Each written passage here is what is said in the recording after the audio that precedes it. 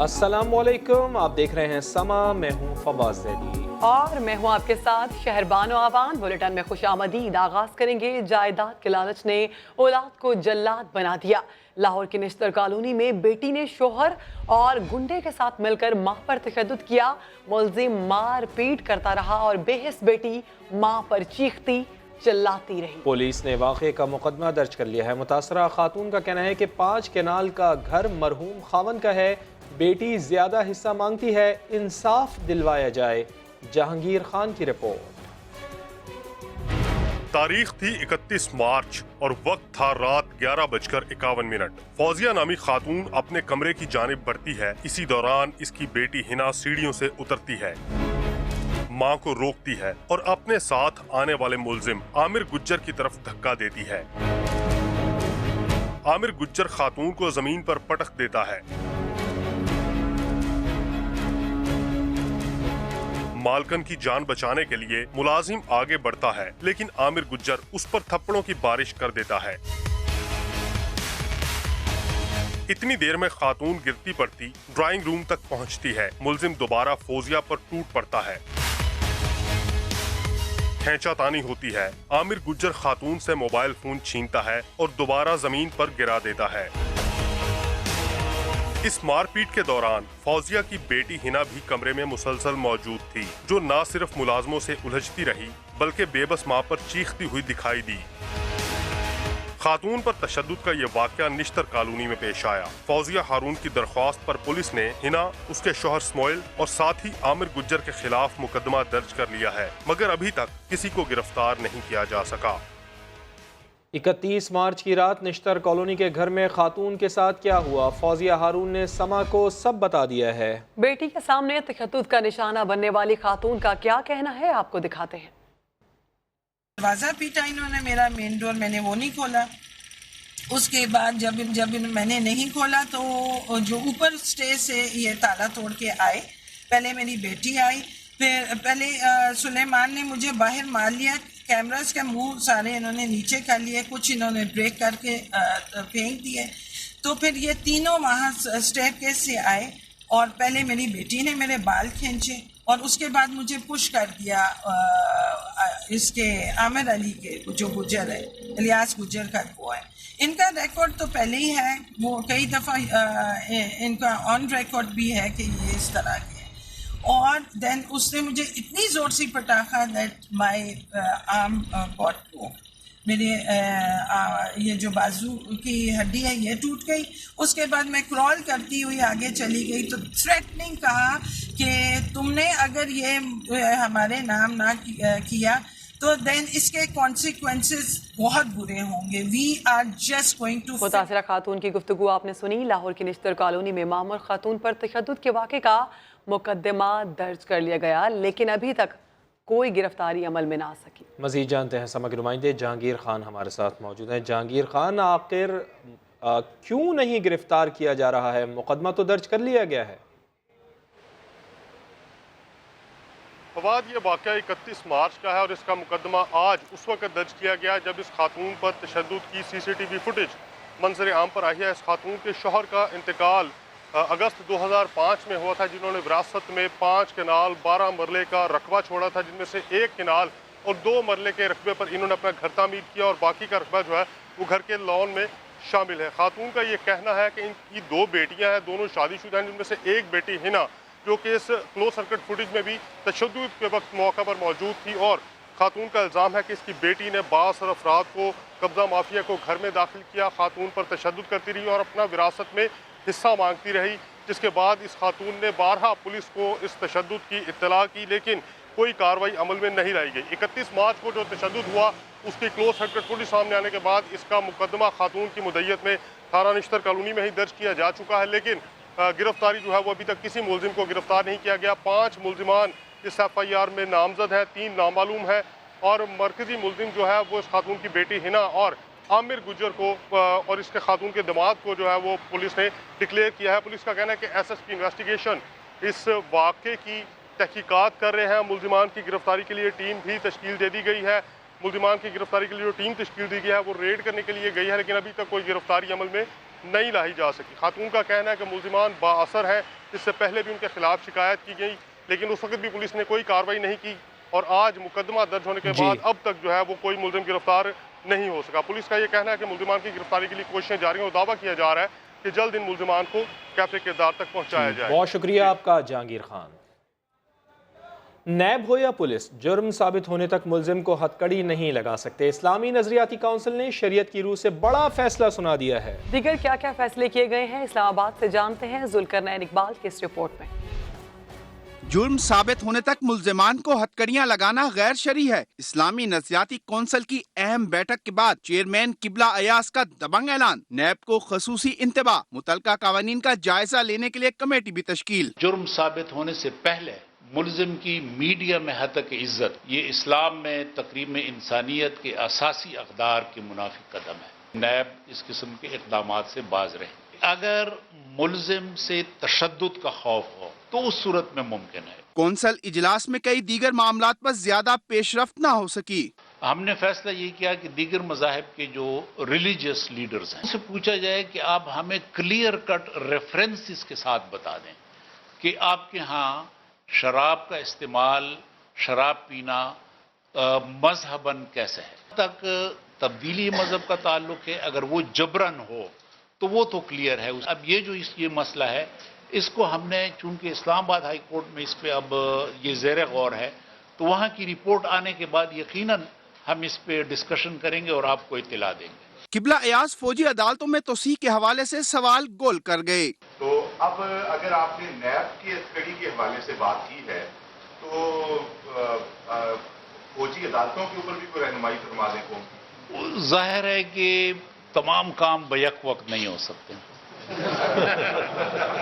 Council نے بہاولپور میں استاد کے قتل کی وجہ نوجوانوں کے ذہنی تناؤ کو قرار دیا۔ عورت مارچ پر اظہار تشویش، نیوزی لینڈ میں دہشت گردی کی مذمت کرتے ہوئے کیوی وزیر اعظم کو خراج تحسین بھی پیش کیا۔ وزیر اعظم عمران خان تقریب سے خطاب کر رہے ہیں، آپ کو براہ راست لیے چلتے ہیں۔ اسی لیے ہمارے نبی صلی اللہ علیہ وسلم نے جنگ بدر کے بعد یہ ایک بہت بڑا قدم لیا تھا۔ اگر آپ اس کو اس کانٹیکسٹ میں دیکھیں تو آپ یہ ریئلائز کریں گے کہ وہ بہت ایک ریولوشنری سٹیپ تھا کہ پورے 313 لڑنے والوں کے پاس ہتھیار بھی نہیں تھے، اور ایک قیدی کو آپ جب قیدی جنگ جیتے اور جب قیدیوں کو واپس کرتے تھے تو پیسے لے سکتے تھے، مکہ کے کفار سے پیسے لے سکتے تھے، لیکن انہوں نے تب فیصلہ کیا کہ جب پیسے بھی نہیں تھے، ہتھیار بھی نہیں تھے، کہ جو بھی قیدی 10 لوگوں کو مسلمانوں کو پڑھا دے تو وہ آزاد ہے۔ دیکھیں، ہم ریئلائز نہیں کرتے کہ ہمارے پاس ایک رول ماڈل ایک ایسے ہیں جو کہ دنیا میں سب سے عظیم the greatest man in history consider کیے جاتے ہیں، چاہے آپ مسلمان ہو یا نہ ہو۔ تو وہ جو رول ماڈل کی جو ہمیں قرآن میں حکم دیا گیا کہ ان کی زندگی سے سیکھو، تو ہمیں یہ سیکھنا چاہیے تھا کہ انہوں نے کیوں کیا۔ جانوں کو خطرہ تھے، ابھی تھوڑے سے مسلمان تھے، ان کو خطرہ تھا ابھی، لیکن انہوں نے تب ریئلائز کیا کہ سیکیورٹی آتی ہے تعلیم سے، اصل سیکیورٹی تعلیم سے آتی ہے۔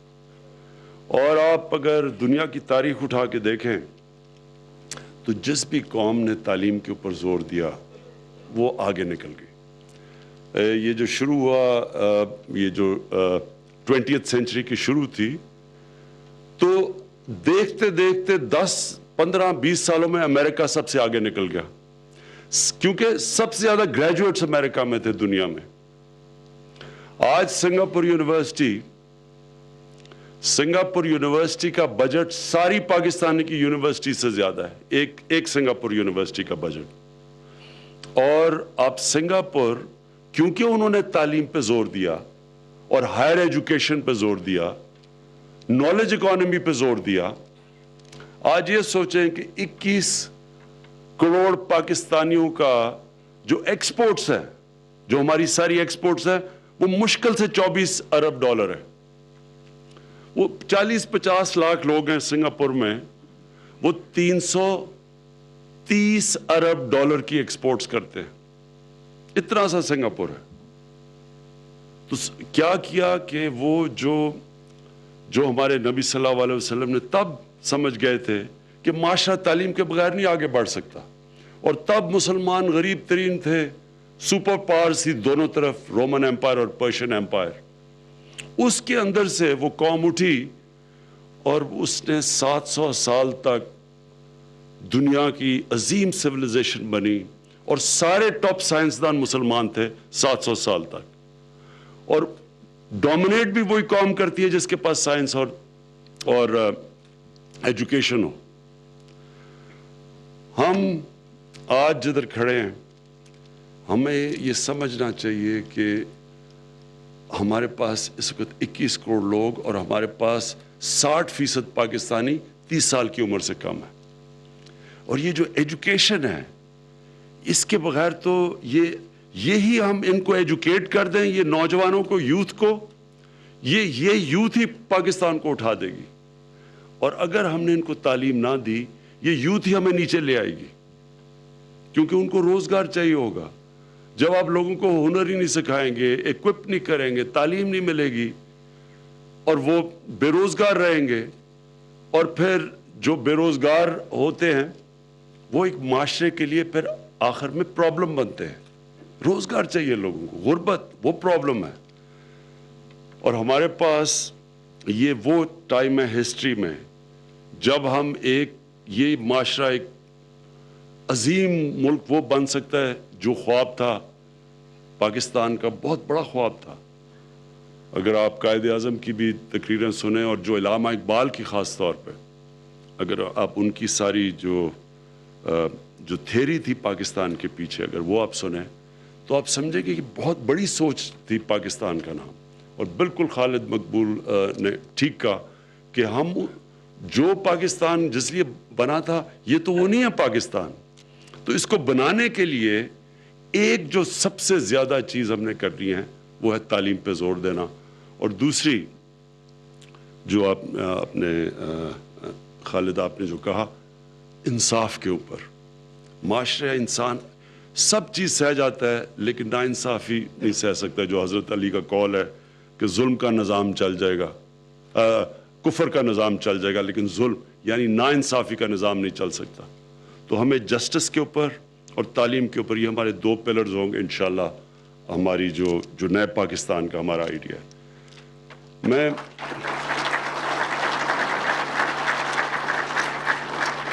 मैं इस थ्योरी को नहीं समझ सका, इसके पीछे क्या है कि कौन एक यूनिवर्सिटी को अपोज कर सकता है, कौन इसकी खिलाफ वर्जी कर सकता है, किस तरह का माइंड सोच सकता है कि यूनिवर्सिटी ना बने।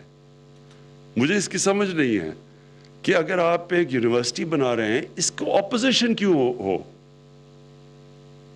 आप पता नहीं, मुझे बाद में खालिद भाई आप बताना कि क्यों लोग एक यूनिवर्सिटी को अपोज कर रहे हैं।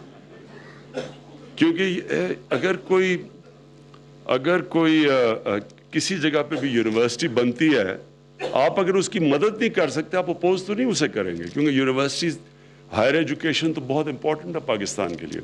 मैं आपको बताऊं, नमल मियाँ वाली में मैं जब कैंपेन करता था, शुरू में जब गया, तो वहाँ मुझे यही बेरोजगार नौजवान मिलते थे, और क्योंकि वो ऐसा इलाका था, वहाँ रोज़गार नहीं था, वहाँ सिर्फ ज़मीन सपोर्ट नहीं कर सकती थी लोगों को, तो बड़े नौजवान हमारे मंशियात की तरफ चले गए, जुर्म की तरफ, क्राइम्स की तरफ चले गए। तो तब मैंने सोचा कि मियाँ वाली में एक टेक्निकल, पहले सोचा कॉलेज, और फिर मैंने सोचा एक टेक्निकल यूनिवर्सिटी की ग्राउंड रखते हैं। अब आप ये सोचें कि वो जो यूनिवर्सिटी अब फंक्शन कर रही है, और इंशाल्लाह हम बढ़ाते जा रहे हैं उसको, पहले छोटा शुरू किया, अब उसको एक्सपैंड कर रहे हैं। वो उसमें इंफॉर्मेटिक्स हैं, टेक्निकल इलेक्ट्रिकल इंजीनियरिंग है, सारी टेक्निकल डिग्रीज हैं। आप ये सोचें कि वहाँ से जैसे ही वहाँ के नौजवान ग्रेजुएट होते हैं, तो इस बारी जो क्लास ग्रेजुएट हुई है, 92% को ग्रेजुएट होते साथ ही नौकरियां मिल गई, और अच्छी नौकरियां मिली, और सब गरीब घराने के बच्चे थे। اردو میڈیم زیادہ تر 75% اردو میڈیم کے تھے. تو اردو میڈیم پہلے انگلش پہلے ڈگری لی انہوں نے, پہلے ان کو ہم نے انگریزی سکھائی کیونکہ بریڈفورڈ یونیورسٹی کی ڈگریز تھی, اور انہوں نے جا کے وہاں سے, کیونکہ ان کے اندر بھوک زیادہ تھی, انہوں نے محنت اتنی کی کہ آپ سوچیں کہ بریڈفورڈ جو نمل یونیورسٹی ہے وہاں بریڈفورڈ یونیورسٹی کی ڈگریز ملتی ہیں. نمل یونیورسٹی بریڈفورڈ کے اندر 12 یا 13% بچوں کو فرسٹ ڈویژنز ملتی ہیں. نمل یونیورسٹی کے بچے بریڈفورڈ یونیورسٹی کے کورس کر رہے ہیں اسٹوڈنٹس, وہاں 55% بچوں کو, نوجوانوں کو فرسٹ ڈویژنز ملی, کیونکہ ان میں ڈرائیو زیادہ تھی, محنت انہوں نے کی.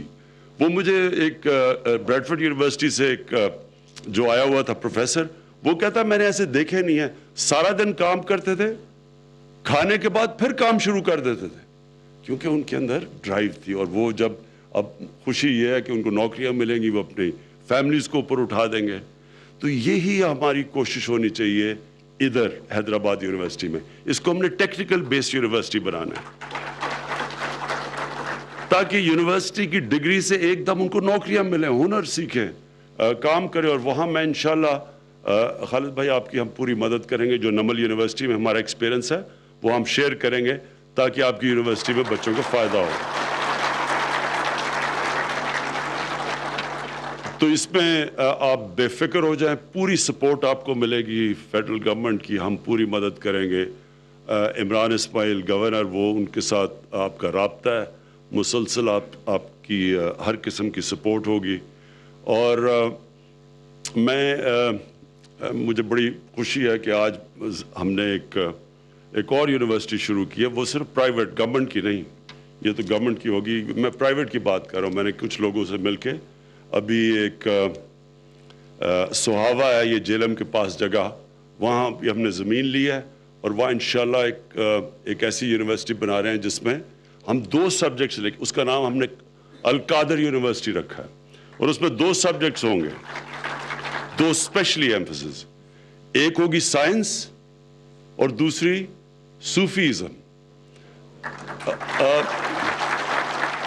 صوفیزم میں بھی ریسرچ کریں گے نبی صلی اللہ علیہ وسلم کے اوپر. دیکھیں یہ ضروری ہے اپنے بچوں, اپنے اسٹوڈنٹس کو بچانا, بچوں کو بتانا کہ ہم پیچھے, ایک اسلام ایک ملک بنا تھا جس کا نعرہ تھا پاکستان کا مطلب کیا, لا الہ الا اللہ, اس پہ ملک بنا ہوا ہے. ہمارے لوگوں کو پتہ ہی نہیں کہ کیا اسلام کی تاریخ کیا تھی, نبی صلی اللہ علیہ وسلم کی زندگی کیا تھی, کیا پتہ ہی نہیں ہے ہمیں. ہمارے بچے سارے, ان کو وہ امریکنز کا پتہ ہے, وہ جو سٹیو جابز کون تھا, اور اس کی کتابیں پڑھتے ہیں کہ اس سے ہم کیسے رول ماڈل ہے وہ ہمارا, اور وغیرہ, اور وہ دوسرے بھی جو بل گیٹس, اور ان کو رول ماڈل بنایا ہوا ہے کیونکہ ان کو مٹیریل ہی یہ ملتا ہے. لیکن کسی نے ابھی تک یہ سٹڈی نہیں کیا کہ ایک دنیا کے سب سے عظیم آدمی آئے تھے, انہوں نے ایک پورا سویلائزیشن چھوڑ کے گئے, قانون نئے بنا کے گئے, ایک ایسی چیز کی جو دنیا میں ہوئی کبھی نہیں تھی. لیکن آپ حیران ہو جائیں گے کتنے لوگوں کو ان کی تاریخ کا پتہ. تو اس یونیورسٹی کے اندر ہم ان کی پوری بتائیں گے زندگی, اس کے اوپر ریسرچ کروائیں گے کہ کیا تھی, پتہ تو چلے نوجوانوں کو کیا ہے. آپ یہ سوچیں کہ جب اسلام کے اوپر کوئی اٹیک آتا ہے, ہماری نبی صلی اللہ علیہ وسلم کی شان میں کوئی باہر سے گستاخی کرتا ہے, جواب دینے والے نہیں ہیں. کوئی یہاں سے انٹلیکچوئل, ہماری ایسے مائنڈز ہی نہیں ہیں جو کہ مغرب کو جواب دے سکتے. ہمارے دینی لوگ ہیں لیکن دینی لوگوں کی کیپبلٹی نہیں ہے وہاں جواب دینے کی جو یہاں ہے. اب مولانا فضل الرحمان کیا جواب دیں گے اگر باہر سے کچھ ہو. لیکن اگر آپ کے پاس یہاں صحیح معنی میں اسکالرشپ ہو, آپ کے پاس صحیح ریسرچ کی ہوئی ہو, پروفیسرز ہو, وہ بول سکتے ہیں, وہ بتائیں تو صحیح دنیا کو. ہم پہلی حکومت آئے ہیں, ہم نے آتے ساتھ ہی OIC کو ایکٹیویٹ کیا, یونائٹڈ نیشنز کو, ہم نے یورپین یونین کو کیا کہ آپ ایک فریڈم آف ایکسپریشن کے نام پہ آپ اجازت دیتے ہیں لوگوں کو ہمارے نبی صلی اللہ علیہ وسلم کی شان میں گستاخی کرنے کی فریڈم آف سپیچ کے نام پہ. لیکن یہودی ہیں, آپ ان کے اوپر اگر کوئی چیز آ جائے ہولوکاسٹ کے اوپر, کوئی آپ انٹرپریٹیشن بھی یورپ میں کر دیں جو ان سے ملتی نہیں ہے, 4 ملکوں میں سزا مل جاتی ہے ان کو. تو وہاں فریڈم آف سپیچ نہیں, کیونکہ ان کو تکلیف ہوتی ہے. اس کا مطلب کہ اگر اس قوم کو تکلیف ہوتی ہے کسی چیز سے تو آپ ان کی فکر کرتے ہیں, لیکن مسلمانوں کو جو تکلیف ہوتی ہے آپ کہتے ہیں فریڈم آف ایکسپریشن. تو مجھے بڑی خوشی تھی کہ ہم نے جب یہ یو این میں بھی ایشو اٹھایا اور جو او آئی سی میں ایشو اٹھایا, تو پہلی دفعہ یورپین یونین کے کورٹ نے کہا کہ آپ فریڈم آف ایکسپریشن کے نام پہ نبی صلی اللہ علیہ وسلم کی شان میں گستاخی نہیں کر سکتے.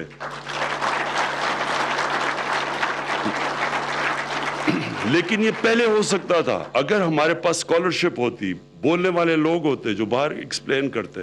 تو میرا مقصد یہ ہے کہ ہمیں اپنی یوتھ کو بتانا چاہیے کہ کیا تھا اصل اسلام, کیا ہے, کیا دین کیا دیتا ہے آپ کو, اس کا مقصد کیا ہے, تاریخ کیا ہے, نبی صلی اللہ علیہ وسلم زندگی کیا تھی, انہوں نے کیسے اچیو کر لیا جو انہوں نے کیا, جو ایک دم کہاں سے, کوئی مسلمانوں کسی کھاتے میں نہیں تھے. 2 سپر پاورز کو 15 سالوں کے اندر, جنگ بدر کے 15 سال کے بعد دونوں سپر پاورز کے وہ گھٹنے ٹیک دیے ان کے سامنے, اور یہ تاریخ کا حصہ ہے. تو یہ بھی لوگوں کو نہیں پتا. بہرحال میں ایک اور 2 چیزیں اور کہنا چاہتا ہوں. ہم کئی دفعہ میں دیکھتا ہوں یہ جنرل مشرف کے دور میں ایک عجیب سی چیز آ گئی پاکستان میں. وہ باہر انتہا پسندی کے اوپر دنیا میں ایک آواز اٹھ گئی, تو ایک شروع ہو گیا کہ نہیں جی ہم ماڈریٹ ہیں, پھر انلائٹ اینڈ ماڈریشن جیسی ایک نام بھی نکلا ہے جس کا کوئی مقصد ہی نہیں. ایک عجیب سی چیز آ گئی ہمارے معاشرے میں, اس سے پہلے نہیں تھی. اب ٹی وی پہ میں دیکھتا ہوں لوگ, یہ تب سے ہے, یہ جب 9-11 کے بعد ہے, ٹی وی پہ لوگ بیٹھتے ہیں, پروگرام اردو کا ہو رہا ہے, آڈینس اردو ہے, اور ٹی وی پہ بیٹھ کے انگریزی بولنا شروع ہو جاتے ہیں. نہیں, میں یہ آپ کو یہ ذرا سیریس, یہ مذاق نہیں کر رہا, میں یہ سیریس یہ بات کرنا چاہتا ہوں. پارلیمنٹ میں دیکھو وہ بلاول بھٹو انگریزی میں تقریر کر رہے ہیں. یہ اس لیے یہ میں کہہ رہا ہوں کہ دیکھیں کہ یہ کتنا بڑا ایک آپ توہین کرتے ہیں اپنی قوم کی. 90% پاکستانیوں کو اردو نہیں آتی, انگریزی نہیں آتی. 90% پاکستانیوں کو انگریزی نہیں آتی, ہمیں پتہ نہیں آتی ان کو. تو ہم کیسے یہ انگریزی میں بولتے ہیں پبلک فورمز کے اوپر؟ کیوں بولتے ہیں ہمیں اردو آتی ہے, لوگوں کو اردو آتی ہے, اور آپ انگریزی میں بولنا شروع ہو جاتے ہیں.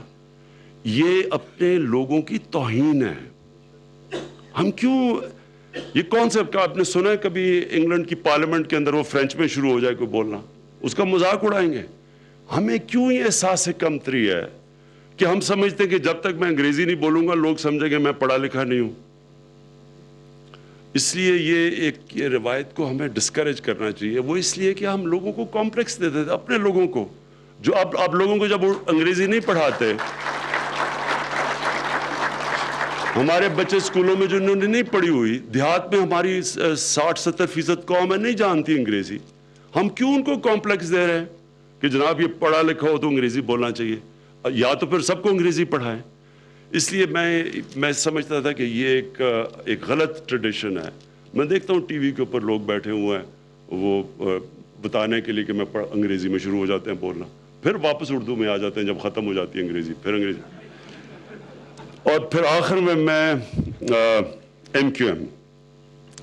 دیکھیں, میں ہمیشہ سمجھتا تھا کہ جو ایم کیو ایم کا جو نظریہ ہے, جو آپ باتیں کرتے تھے, وہ تحریک انصاف سے ملتی تھی. ہمیشہ جب سے میں نے پارٹی شروع کیا, میں نے کہا بھی ہوا ہے, پہلے بھی کہا ہوا ہے, جب میرے اختلافات بھی تھے تو میں یہ کہتا تھا. ہمارا تو صرف مسئلہ ایک ہی تھا, ہمارا مسئلہ تھا ملیٹنسی, جو ہم سمجھتے تھے کہ وہ غلط ہے. اور میں یہ کہہ دوں کہ جب ہماری گورنمنٹ بنی اور ہماری کیبنٹ بنی تو 2 وزیر फरुख और खालिद हमारी कैबिनेट में आ गए। मैं तो नहीं इन दोनों को जानता था, तो हमें खौफ था। मैं कहा पता नहीं ये वो जिनकी बैकग्राउंड क्या है, कोई हमारी कोई बात मानी ना गई तो शायद बंदूक ही ना निकल जाए कैबिनेट पे, हम ये डरे हुए थे। लेकिन मैं आज ये कहता हूं कि इनसे ज्यादा यानी नफीस हमारे कैबिनेट मेंबर्स इन दो से ज्यादा नहीं।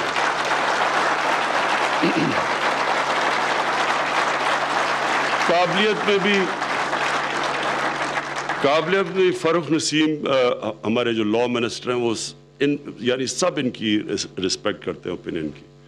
और जो जिस तरह खालिद मकबूल ने कंडक्ट किया अपने आप को हमारी कैबिनेट के अंदर, तो मैं ख़ास तौर पे आज आप दोनों को खराज तहसीन पेश करना चाहता हूँ।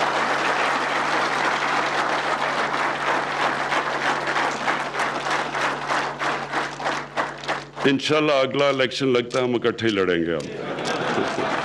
अच्छा जी, मैं फिर से आखिर में इमरान इस्माइल आपको भी कह रहा हूँ, खालिद आपको भी कह रहा हूँ, जिस किस्म की मदद चाहिए ये अब इसके बाद एविएशन से मैं मिनिस्ट्री से मैं खुद बात करूँगा। सुमरो साहब वहाँ बैठे हुए हैं, अगर उनको भी ये वैसे मैं ये ज़रूर आपको कह दूँ कि हमारी जो डिपार्टमेंट्स हैं ना, ये अजीब कोई काम हो रहा है। हम इन्हें कहते हैं कि जो आपके पास ज़मीन पड़ी हुई है जिसके ऊपर कुछ नहीं हो रहा वो हमें दे दो, क्योंकि तकरीबन सारी मिनिस्ट्रियों के ऊपर कर्जे चढ़े हुए हैं, नुकसान हो रहा है। तो हम कम से कम जब तक हम पैसा नहीं ये ठीक नहीं करते मिनिस्ट्री, तो हम ये ज़मीन बेच के तो हम ये खसारा पूरा करें। हम हर मिनिस्ट्रियों को पूछते हैं कि जी बताएं कोई आपके पास ज़मीन पड़ी हुई है जिसको हम सही इस्तेमाल कर सकें। लेकिन आप हैरान होंगे, वो मिनिस्ट्रियों के अंदर लोग बैठे दबा लेते हैं ज़मीनों को। यानी गवर्नमेंट सर्वेंट्स बैठे हुए हैं, वो जमीन को ऐसे पकड़ के रखते हैं जैसे कि पता नहीं उन्होंने उसको प्लॉट दे के बाद में बेच देना है। जमीन गवर्नमेंट की जमीन गवर्नमेंट के लिए हम बेच के गवर्नमेंट के लिए पैसे लगाना चाहते हैं, लेकिन वो बताते नहीं है जमीनों का। अब हम इसके ऊपर सख्ती करने लगे हैं। लेकिन मैं आपको समरो साहब, किसी किस्म की रुकावट आई इसमें, प्लीज आपने मुझे बताना है और हम ये जमीन हैदराबाद यूनिवर्सिटी के हवाले करेंगे। बहुत बहुत शुक्रिया। वज़ीर-ए-आज़म इमरान खान हैदराबाद यूनिवर्सिटी के क़याम से मुतल्लिक तकरीब से खिताब कर रहे थे। उनका कहना था कोई कौम तालीम के बगैर तरक्की नहीं कर सकती। नौजवान नस्ल पर सरमायाकारी बेहद ज़रूरी है। सिंगापुर में नौजवान नस्ल की आला तालीम पर जोर दिया गया। बेरोज़गारी और गुर्बत बड़े मसाइल हैं। यूनिवर्सिटी की मुखालफत करने वालों का माइंड सेट नहीं समझा जा सकता। हैदराबाद यूनिवर्सिटी में नमल यूनिवर्सिटी के तजर्बे से फ़ायदा उठाएंगे। नौजवान को सीरत-उन-नबी के बारे में भी पढ़ाया जाएगा। और अभी आपको लिए चलते हैं गड़ी खुदा बख्श, जहाँ जुल्फ़िकार अली भुट्टो की तकरीब इस वक्त जारी है। उनकी बरसी की तकरीब जारी है और इस वक्त बैरिस्टर एतजाज़ अहसन उससे खिताब कर रहे हैं। यहाँ तशरीफ ला के शहीदों के कब्रिस्तान में आके और शहीद जुल्फ़िकार अली भुट्टो और शहीद बेनज़ीर भुट्टो को गड़ी खुदा बख्श में जुल्फ़िकार अली भुट्टो की बरसी की तकरीब इस वक्त जारी है। बैरिस्टर एतजाज़ अहसन उससे खिताब कर रहे हैं और जैसे ही बिलावल भुट्टो ज़रदारी और आसिफ अली ज़रदारी इस तकरीब से खिताब करेंगे तो आपको एक बार फिर यहाँ लिए चलेंगे। अभी एक ब्रेक लेते हैं, हमारे साथ रहिए।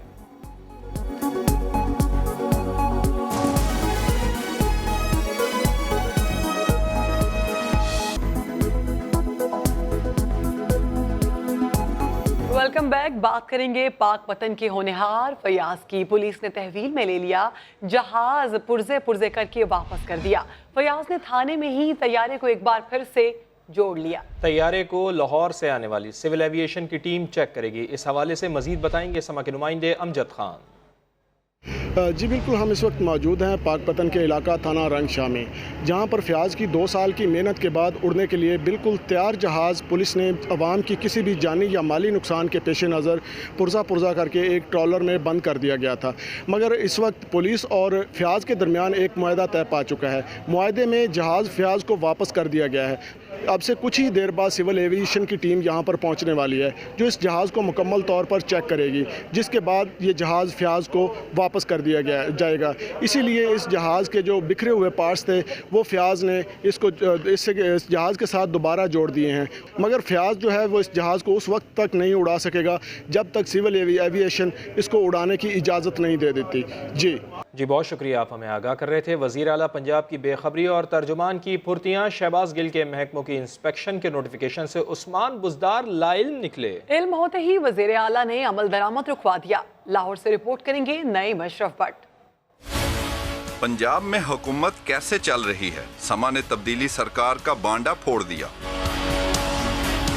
वज़ीर आला पंजाब उस्मान बुज़दार की कमजोरी के हैं या बेखबरी? इनके अपने तर्जुमान शहबाज गिल ने ही इन्हें बाईपास करके सरकारी महकमों की इंस्पेक्शन का नोटिफिकेशन जारी करवा दिया।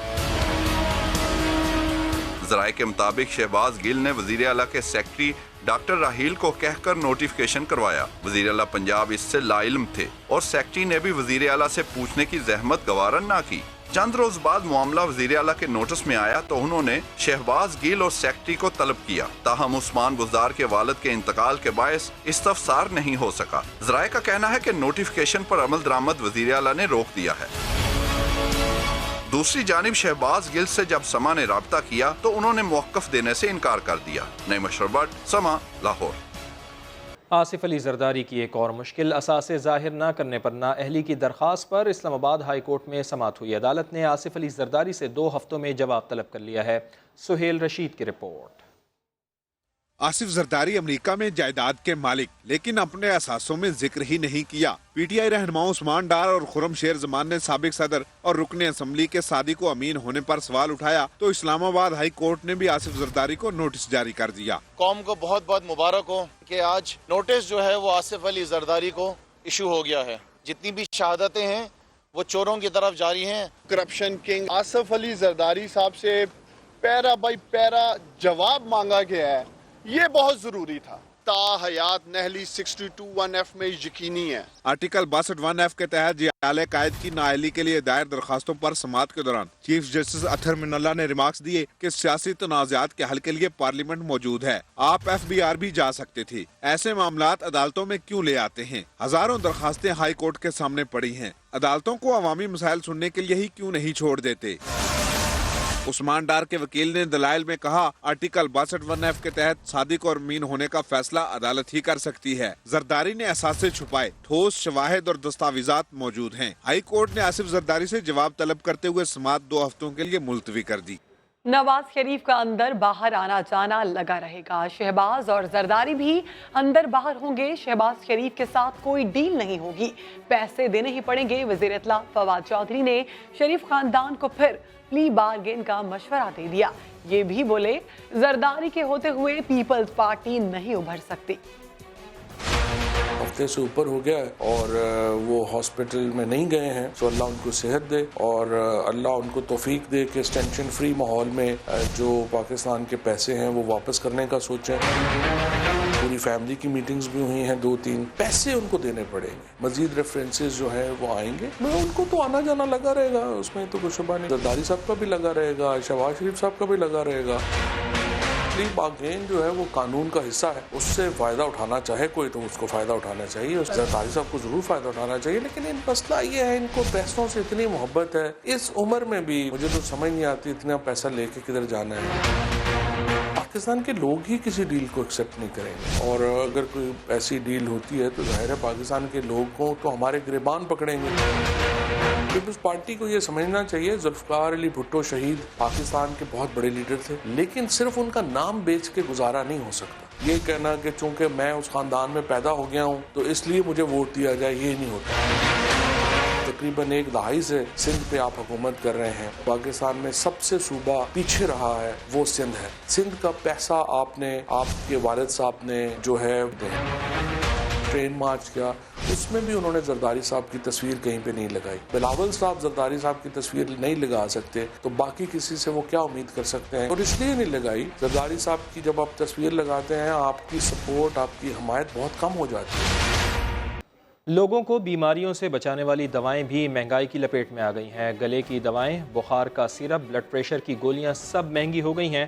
बाज़ दवाएं तो 100% तक महंगी कर दी गई हैं। लाहौर से तहमीना अहमद की रिपोर्ट। महंगाई की लहर का दवाओं पर भी वार। अक्सर दवाइयों की कीमतें 2 गुना से भी ज्यादा बढ़ गईं। ब्लड प्रेशर कम करने की गोली 4 रुपए के बजाय 9 रुपए की हो गई। गले की बीमारी के लिए एंटीबायोटिक की कीमत 550 से बढ़कर 921 रुपए तक जा पहुंची है और शहरियों के पास बेबसी का इजहार करने के सिवा कोई चारा नहीं। पहले मुझे 1600-1700 रुपए की मिलती थी, अब 2000 रुपए मिलती है। मैं इतनी महंगी दवाइयां नहीं खा सकता, बेहतर है मैं मर जाऊं। चंगी गल हुकूमत बेकार है, हुकूमत का कोई हाल नहीं है। मैं दवाइयां ले थक गया, यानी कि दवाइयां बड़ी महंगी हो गई। हुकूमती नुमाइंदे डॉलर की ऊंची उड़ान को जवाब बनाकर कीमतों में इजाफे की वजाहतें पेश कर रही हैं। प्राइस रेट जो है वो फेडरल गवर्नमेंट कंट्रोल कर रही है। आप लोगों को भी पता है कि पिछले कई दिनों से डॉलर की कीमत का जो इतना ज़्यादा इजाफा हुआ है उसकी वजह से हर चीज़ पे इफेक्ट पड़ा है, उसका दवाइयों के ऊपर भी इफेक्ट पड़ा है। कीमतें बढ़ने के बाद फार्मास्यूटिकल कंपनियों ने कुछ दवाइयों की सप्लाई भी रोक ली है, लेकिन महकमा सेहत के ड्रग इंस्पेक्टर्स ने इस मामले पर खामोशी इख्तियार कर रखी है। कैमरामैन खावर महमूद के साथ तहमीन अहमद, समा, लाहौर। उधर हुकूमत ने पेट्रोल, गैस और LNG के बाद बिजली भी महंगी कर दी। कीमत में 81 पैसे फी यूनिट का इजाफा कर दिया। इस्लामाबाद से रिपोर्ट करेंगे आपको शकील अहमद। महंगाई की चक्की में पिसने वाले अवाम पर तब्दीली सरकार का एक के बाद एक वार। पेट्रोल बम से अभी शहरी संभले नहीं थे कि बिजली गिरा दी गई। नेपरा ने बिजली की कीमत में 81 पैसे फी यूनिट इजाफे की मंजूरी दे दी। CPPA ने निर्खों में 1 रुपए 23 पैसे इजाफे की तजवीज दी थी। National electric power regulatory authority के मुताबिक इजाफा फरवरी की फ्यूल एडजस्टमेंट की मद में किया गया। मौसम गर्मा के आगाज पर ही बिजली सारिफीन पर 5 अरब 20 करोड़ रुपए का इजाफी बोझ पड़ेगा। अलबत्ता कराची वाले महंगाई के इस ताज़ा झटके से महफूज रहेंगे। अभी चंद रोज कबल ही हुकूमत ने पेट्रोलियम मसनूआत की कीमत बढ़ाई थी। अब बिजली के निर्खों में इजाफे ने अवाम की चीखें निकाल दी। कराची में कैमरे की आंख ने रिश्वत लेने वाले ट्रैफिक पुलिस ऑफिसर को ढेर कर दिया। पुलिस ऑफिसर को रिश्वत वापस करना पड़ गई। वीडियो बनाओ, रिश्वतखोरों से जान छुड़ाओ। लगता है कराची वालों ने रिश्वतखोरों से निपटने का तरीका ढूंढ लिया। कराची के इलाके मंगो पीर में ट्रैफिक पुलिस ऑफिसर सुजुकी वाले से रिश्वत लेने के बाद बाइक पर बैठा ही था कि मोबाइल कैमरा ऑन किए नौजवान चला आया। ट्रैफिक पुलिस ऑफिसर समझ गया कि उसकी कारस्तानी रिकॉर्ड हो चुकी। नौजवान को कभी गले लगाता तो कभी प्यार करता।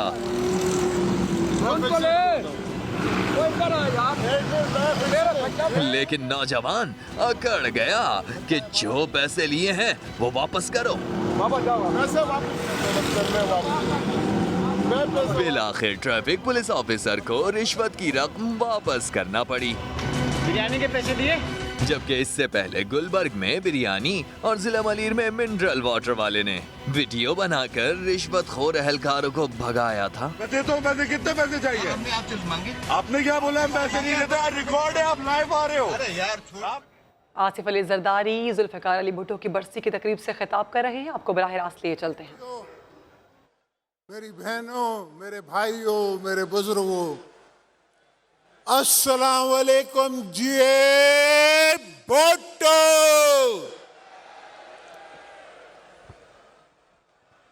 मेरे दोस्तों, शहीद जुल्फिकार अली भुट्टो को अगर मैं फैज साहब की सोच से देखूं तो फैज साहब कहते हैं कि जिस दज से कोई मक्तल में गया वो बात सलामत रहती है। ये जान तो आनी जानी है, इस जान की कोई बात नहीं। और अगर मैं बुल्ले शाह के कलाम में ढूंढूं तो बुल्ले शाह कहते हैं कि बोले असी मरना कोनी घोर पिया कोई होर। तो जिस शख्सियत के लिए आज हम यहाँ आए हैं उसकी शहादत को 40 साल हो गए हैं, मगर ऐसा लगता है कि कल ही हमने उन्हें मर्ग में उतारा है। आज भी उनकी याद, उनकी सोच, उनकी अदा हमें आज तक याद है। पूरे पाकिस्तान में हर जगह वो शख्स गया, हर जगह, हर गांव, हर ज़िले में वो भुट्टो साहब गए और हर किसी ने उनको पहचाना, सोचा, देखा और उनको सुनने के लिए दूर दूर से लोग आते थे। उस जमाने के भी इस्टेब्लिशमेंट के लोग उनका मजाक उड़ाते थे। तो भुट्टो साहब कहते थे कि ये मत समझो कि मैं दिलीप कुमार हूँ कि मुझे मिलने आ रहे हैं लोग मेरी बात समझते हैं इसलिए मेरी बात सुनने आ रहे हैं। और वही हुआ अल्हम्दुलिल्लाह। जब इस इलेक्शन का ज़माना आया तो मैंने आपसे बात की और मैंने अपनी तकरीरों में कहा कि मेरे को इनकी नीयत पे शक है, ये हमारी 18वीं तरमीम उसको ख़त्म करना चाहते हैं, इसलिए मुझ पे ये केसेस बना रहे हैं। बहरहाल किसी ने, मेरे दोस्तों ने यकीन किया, दुश्मनों ने इस पे मजाक उड़ाया।